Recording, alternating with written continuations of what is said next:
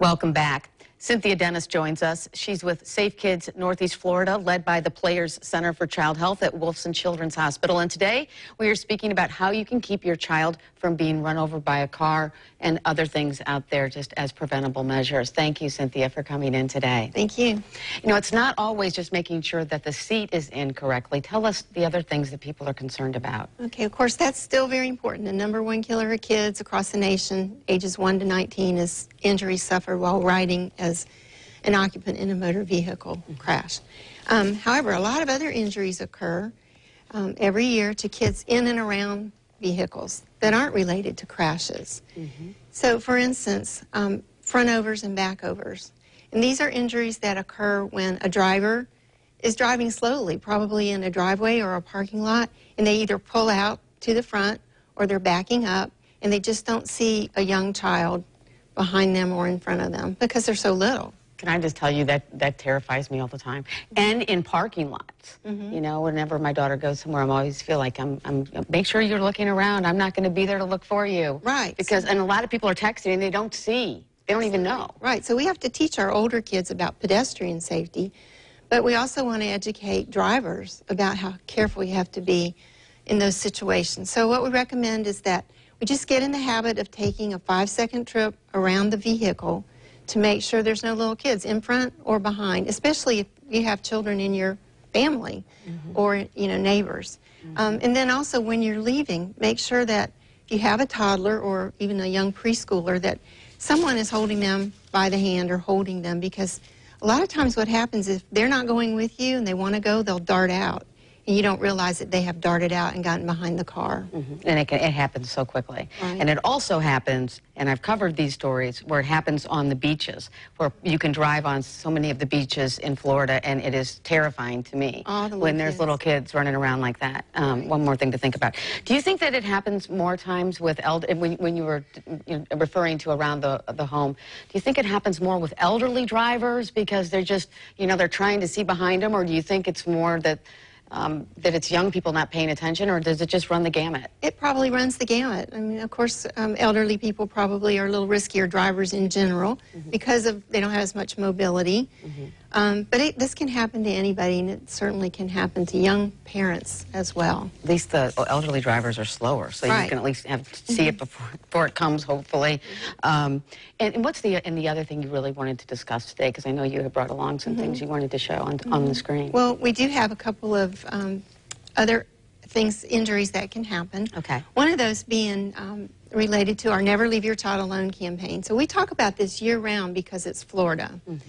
But especially during the warm months, it's important because of the risk of heat stroke. And there you can see that children are more at risk for heat stroke because they heat up 3 to 5 times faster. Okay, so wait, I want to see this. So this is what? That's a map of the U.S. that shows you that Florida is #2 in the nation for these type of heat stroke injuries that do occur. Okay.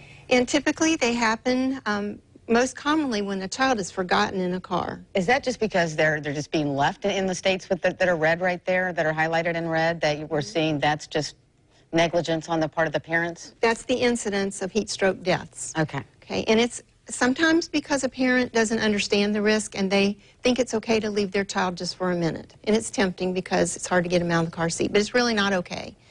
Because anything can happen in that time that you're away from the child, you know, including bad guys, including heat stroke. Something can happen to you when you're inside the convenience store and nobody else knows your child's out there alone in the car. So it's just not worth the risk. Never, ever leave them alone intentionally, not even for a minute. Not even a dog's either. Right. Nothing. Same thing with Leave cats. nothing alive in the, not even a plant. No. And it doesn't help to crack a window. No, it doesn't. It really doesn't.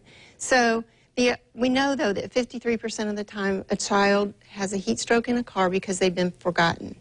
And people will say, how could you ever forget your child?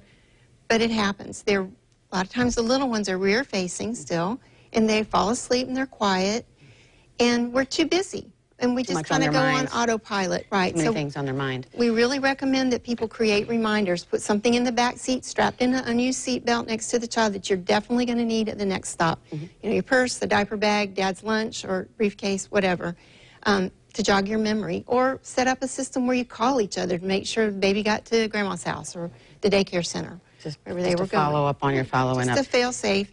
And then take action. If you see another child alone in a car, call 911. They're the experts at getting people out of locked cars. And it is a law in our state. You can't leave a child under the age of 6 alone in a dangerous situation. And law enforcement is citing people, finding people, in some cases arresting, depending on the situation. It's good that everybody just stay vigilant about this as well.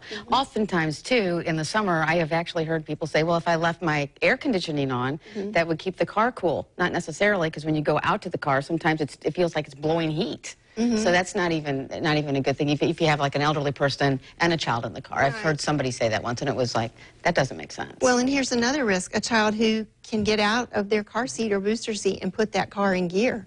Oh yeah, that's right. Those things happen as well. We are out of time. Cynthia Dennis, thank you so much. I know we could talk another few minutes.